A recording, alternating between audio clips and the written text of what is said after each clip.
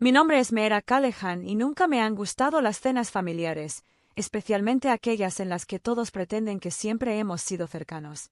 Esa noche en Cypress Hall, toda la familia se reunió para celebrar el 60º cumpleaños de mi madre. Había velas, música de jazz suave, servilletas de lino dobladas como cisnes, y mi hermana Dileya ya era el centro de atención. Llevaba su característico collar de perlas y esa sonrisa de suficiencia que guarda para las ocasiones en que les recuerda a todos que aún vive cerca de mamá y papá, no muy a menudo, en alguna base secreta. Me colocaron en el extremo más alejado de la larga mesa, al lado de un asiento vacío que nunca se llenaba. Dileya levantó su copa y dijo, lo suficientemente alto para que todos la oyeran, bueno, al menos Meera lo logró esta vez. Empezaba a pensar que solo existía en postales. Risas, incluso de los primos que no me conocían lo suficiente como para unirse. Sonreí porque sabía algo que nadie más en esa mesa sabía. Justo después del postre, alguien entraría por esa puerta, y la forma en que me miraría, la forma en que se dirigiría a mí, lo cambiaría todo. Dejé que Dileya disfrutara de su remate. No tuve necesidad de interrumpir su relato. He aprendido con los años que, cuando alguien está a punto de caer de bruces, no hay que detenerlo. Hay que hacerse a un lado y dejar que la gravedad termine el trabajo. Dileya siempre obtenía el trozo más grande del pastel, no es una metáfora. En mi 7º cumpleaños, mamá cortó el pastel de vainilla con rosetas rosas y le dio a Dileya una rebanada de la esquina, de esas con glaseado extra y harina de azúcar. La mía era plana en el centro, sin decoración. Recuerdo que miré los dos platos y pensé, así que así es como funciona esto. De pequeña, Dileya era la que tenía las medallas, el recital, las boletas de calificaciones pegadas en la nevera. Yo era más tranquila, siempre estaba con la nariz metida en un libro, dibujando aviones en los márgenes de mis cuadernos, leyendo sobre Amelia Earhart, mientras que Dileya aprendió a delinear los ojos con Tim Bogue. Ella fue al baile de graduación con el mariscal de campo. Fui al hangar cerca del pueblo y me ofrecí a ayudar a limpiar aviones fumigadores viejos, solo para estar cerca de algo que volara. No es que no lo lograra. Me gradué temprano, me uní a la ROC y obtuve mi licencia de piloto antes de poder beber legalmente. Pero nadie en mi familia lo veía así. Al menos, no como algo digno de celebrar. Deberías pensar en algo más estable, me dijo mamá cuando ingresé a la Academia de la Fuerza Aérea. Volar aviones no es precisamente cosa de damas. Papá no levantó la vista del periódico. Dileya, por su parte, se casó con un agente inmobiliario local a los 22 años, tuvo su primer hijo a los 24 y se mudó a una casa colonial recién pintada a 2 cuadras de sus padres. Organizaba barbacoas y baby showers para el 4 de julio, publicaba fotos familiares y coordinaba atuendos con frases como agradecida por mi tribu. Siempre era la primera en comentar sus propias publicaciones. Volvía a casa para Navidad cada pocos años cuando podía, la mayoría de las veces estaba en el extranjero, a veces desplegado, a veces entrenando cadetes en desiertos remotos donde el calor subía a través de las botas y se quedaba en los huesos. La última vez, traje una foto enmarcada mía de pie frente a un avión de la OTAN, estrechando la mano de una general. Se la di a mi madre. Sonrió y dijo, ¡qué bien! Y en 10 minutos, desapareció en algún lugar bajo una pila de correo. Nadie me preguntó nunca qué hacía ni qué significaba. Aprendí a dejar de ofrecer comida en la cena. Dileya llenaba el silencio con anécdotas sobre ventas de pasteles y dramas de la Asociación de Padres y Maestros. Yo asentía, daba un sorbo a mi agua y desaparecía entre el papel pintado. Hubo un momento que recuerdo como una falla. Día de Acción de Gracias, hace 5 años. Estaba en casa en un breve descanso entre despliegues y llevaba puesto mi uniforme porque no tenía tiempo de cambiarme antes de mi vuelo. Dileya me miró de arriba abajo y dijo, «¿Sabes, Meera, esa cosa te hace parecer severa? Se supone que debes intimidar a la gente o solo hacer que piensen que lo haces. Acabo de decir, se llama presencia de mando». Ella se rió como si hubiera contado un chiste. Lo que nadie vio, lo que nunca se molestaron en preguntar, fue cuánto había renunciado para llegar aquí, las noches en barracones extranjeros, la presión de las simulaciones de vuelo que te juzgaban por milisegundos, el peso de hacer decisiones tomadas en fracciones de segundo, con vidas en tus manos. Lo llevé todo sin quejarme porque no lo hacía para que me reconocieran. Pero mentiría si dijera que no quería que se dieran cuenta nunca, solo una vez. Así que, cuando me invitaron a la cena de cumpleaños de mamá, vestimenta formal, comedor privado, confirmación de asistencia, acepté. No porque quisiera ser parte de la celebración, sino porque algo había cambiado, un clic silencioso, como cuando se cierra la puerta de la cabina. No iba a volver a casa. Iba a cerrar el capítulo. La primera vez que vi a alguien saludarme, casi me di la vuelta, pensando que se refería a otra persona. Fue durante el entrenamiento de oficiales, y acababa de ascender a capitán. El aviador se mantuvo erguido, con la mirada al frente y la mano en la frente. Asentí, ocultando la incredulidad que se ocultaba bajo mi apariencia tranquila. Había pasado toda mi vida siendo ignorada. De repente, se esperaba que me vieran, que me siguieran. Para cuando ascendí a teniente coronel, ya me había acostumbrado a su peso, no a la pompa ni a los títulos, sino a la responsabilidad. No mandaba desde el ego, lideraba desde el frente. En los ejercicios de vuelo y en las conversaciones difíciles tras las puertas de las salas de reuniones. Los pilotos bajo mi supervisión sabían que no era de los que dan órdenes y desaparecen. Yo estaría de pie a las 4, haciendo comprobaciones de sistemas antes del amanecer. Mi asignación actual formaba parte de un programa de entrenamiento conjunto con la OTAN, que preparaba a pilotos de élite para operaciones tácticas a gran altitud. Era agotador, de alto riesgo y deliberadamente discreto. Ni siquiera podía revelar la ubicación de la base a mi propia familia, nunca me lo preguntaron. Cuando el programa salió en la portada semanario del Comando de Aviación no envié el ejemplar a casa. Había dejado de ofrecer vistazos a mi mundo hacía años, después del incidente de la foto en Navidad, la que desapareció en la carpeta de correo basura. Había puesto un límite en silencio. Aún así, de vez en cuando, la distancia dolía. El año pasado, después de un ciclo de entrenamiento particularmente duro, volé a casa para pasar un fin de semana largo. Dileya ofreció un brunch dominical. Tenía tarjetas con los nombres de todos los invitados. La mía estaba escrita a espejo. Cuando la corregí con delicadeza, puso los ojos en blanco y dijo: «Anda ya. No es que seas famoso». No me preguntó ni una sola vez qué había estado haciendo. En cambio, se quejó del tráfico cerca de su estudio de pilates y de cómo el perro de su vecino no paraba de ladrarle a su nuevo Range Rover. Asentí y sonreí. Había aprendido a encogerme para consolarla, sobre todo a ella. Pero en el mundo que había construido lejos de ellos, la gente se ponía de pie cuando entraba en las habitaciones. Se sometían a mi criterio sobre aviones. Multimillonarios. Me presentaban a los funcionarios visitantes con títulos completos y un profundo respeto. No ansiaba atención. Simplemente estaba acostumbrado a que me reconocieran cuando me la ganaba. Así que, cuando llegó la invitación para el cumpleaños de mamá, con relieve dorado, de una formalidad irritante, no lo dudé. Era la primera vez en años que me invitaban a asistir a algo que no fuera un funeral o un día festivo. Quizás Dileya insistió en que me incluyeran, solo para ver cómo estaba la viajera últimamente. Bien. No tenía pensado usar el uniforme. Pero la semana anterior a la cena, recibí un paquete sellado, una actualización de los protocolos de entrenamiento conjunto, enviado por mensajería, para revisión inmediata. El envío llegaría la noche de la cena. Le envié un correo electrónico al oficial a cargo y le dije que lo reenviara a mi hotel. Él respondió: «Por instrucciones del general Dorsey, el teniente Reyes lo entregará en persona. El general le envía saludos». No discutí. No se trataba de demostrar nada.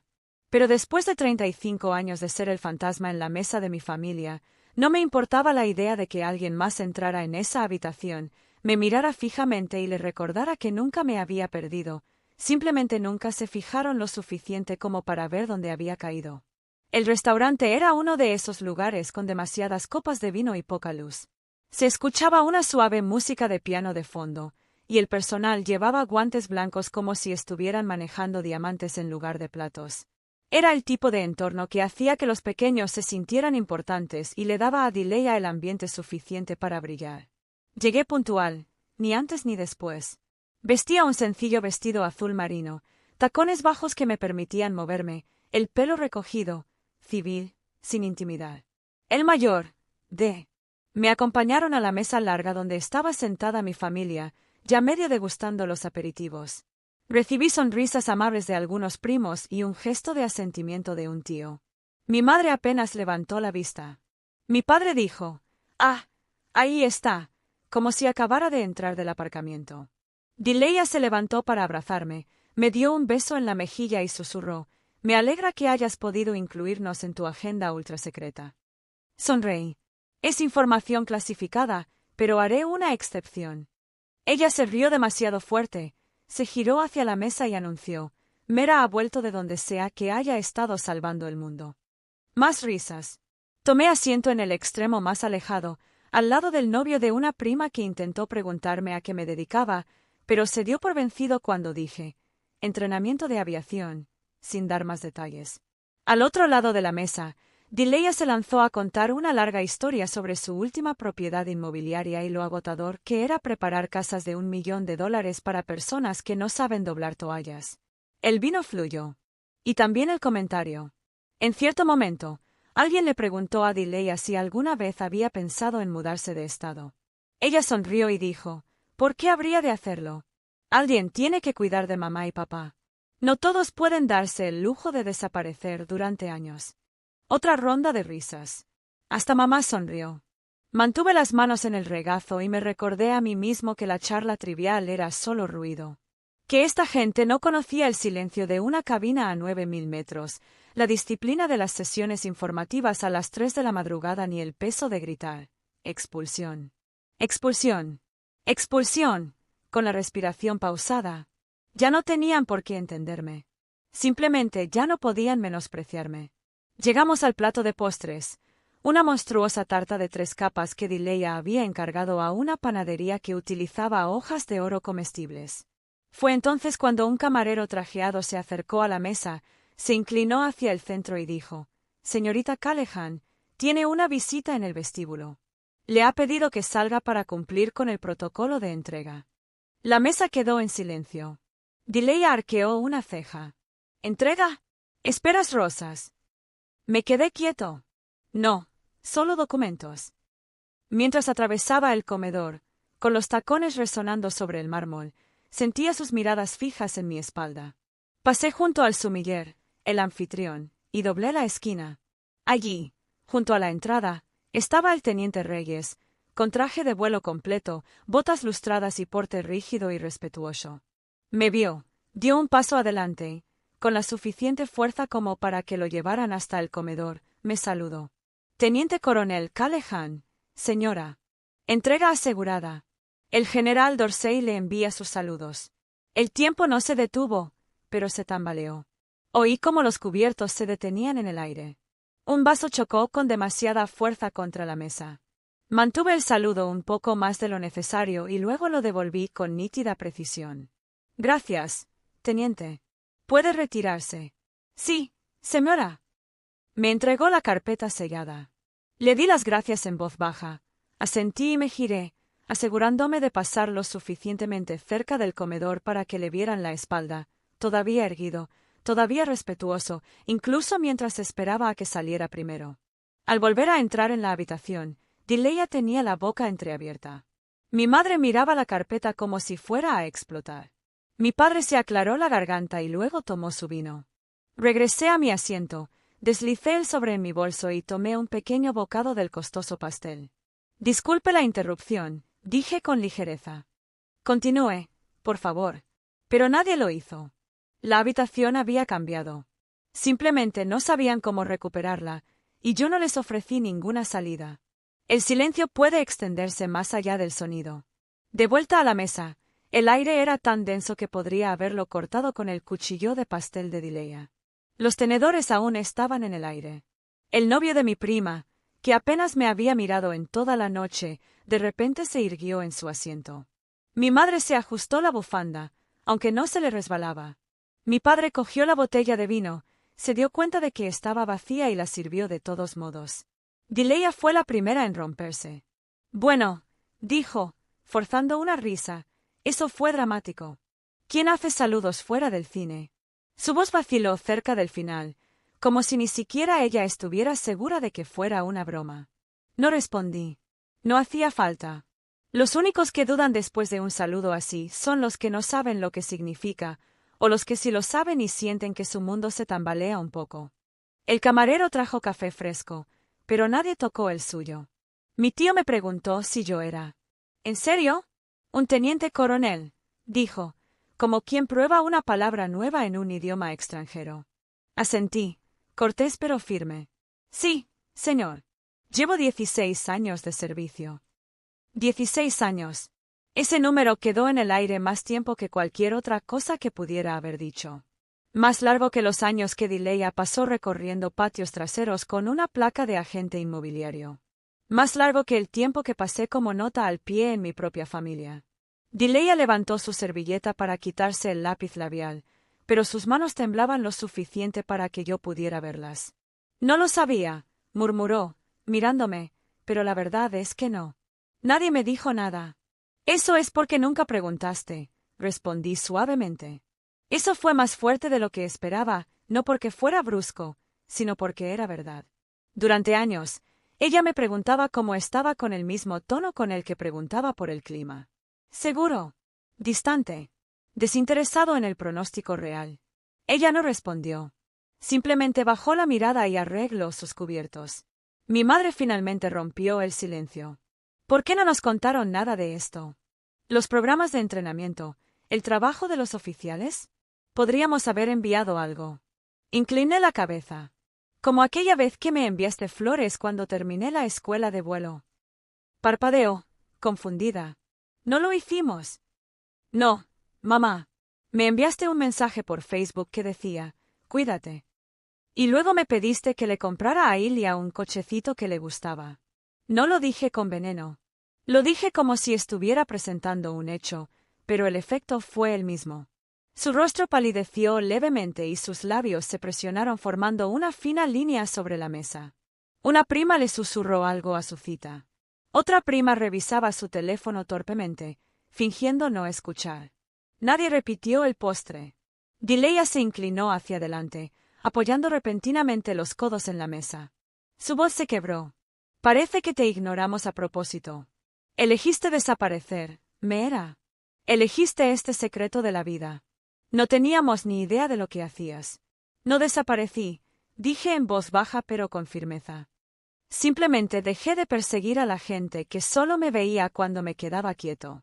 Eso tocó algo más profundo, tal vez un nervio que siempre supo que estaba deshilachado, tal vez una verdad que no podía editar para su versión de la historia. Me quedé de pie, alisándome el vestido. Agradezco la invitación, pero tengo una reunión informativa mañana a las 6. Los dejo con el resto de la celebración. Mi madre abrió la boca para protestar, pero no salió nada. Mientras recogía mis cosas, el teniente Reyes, que seguía esperando junto a la entrada con la mirada fija en la precisión de una estatua, me llamó la atención. Asentí sutilmente. Él dio un paso adelante y me abrió la puerta del restaurante, permaneciendo en plena posición de firmes. Todos los ojos en la sala lo siguieron. A mitad de camino, me detuve, no para regodearme, ni para agregar una última palabra, solo para existir, para ser visto. Y me volví, no hacia Dileya, ni hacia mis padres, sino hacia la mesa en su conjunto. Sirvo con personas que no necesitan entender todo lo que he hecho para respetarme por hacerlo. Solía desear que eso pasara aquí. Ya dejé de desearlo. Dileya no dijo nada. No hacía falta. La habitación hablaba por ella. Salí con los talones firmes. La puerta se cerró detrás de mí con un clic silencioso que se sintió más definitivo que cualquier portazo. El aire nocturno afuera era más fresco de lo que recordaba, limpio y estimulante. Me quedé parado en la acera por un momento, observando cómo el teniente Reyes desaparecía en su vehículo. Esta vez no hubo saludo. Solo un gesto de asentimiento. Un entendimiento discreto entre personas que hacía tiempo que habían dejado de necesitar aplausos para saber lo que valían. Me deslicé dentro de mi auto de alquiler y me alejé del restaurante lentamente, dejando atrás las luces doradas y los manteles pesados. Dentro, esa habitación aún se recuperaba de la verdad. Aquí afuera, no necesitaba recuperarme. Tenía claridad. No supe nada de Dileya después de esa noche. Ni un mensaje, ni una llamada, Ni siquiera una de sus escénicas publicaciones en redes sociales sobre el perdón familiar y los nuevos comienzos, solo silencio. Y honestamente ese silencio fue lo más honesto que ella me había dado jamás. Regresé a la base a la mañana siguiente, antes del amanecer. El mundo aún estaba oscuro cuando salí a la pista, portapapeles en mano y con el viento azotándome la cara. Una nueva rotación de cadetes se puso en formación, inquietos ligeramente, sin saber si el frío en sus huesos era por el clima o por el peso de lo que se esperaba de ellos. Se enderezaron cuando me vieron, no porque lo exigí, sino porque me lo había ganado. Aquí a nadie le importaba cuántos primos tenía o con qué frecuencia llamaba a mi madre. Nadie me preguntó por qué no llevaba a mi novio a cenar o por qué nunca publicaba fotos de mis vacaciones. Se preocuparon por mis decisiones durante una tormenta, por cómo mantuve unido a un equipo a 40.000 pies de altura, por si yo era alguien en quien podían confiar sus vidas. Solía pensar que necesitaba la aprobación de mi familia para sentirme completo. Ya no. Algunas historias no están destinadas a ser entendidas por las personas que nos vieron crecer. Deben ser honrados por aquellos que vieron en que nos convertimos. Dileya probablemente contará esa noche como una anécdota divertida algún día, como su hermana hizo una maniobra militar y hizo que todo fuera extraño. Déjala. No estoy aquí por sus aplausos. Estoy aquí por el cielo, la misión y el silencio que finalmente se siente como paz.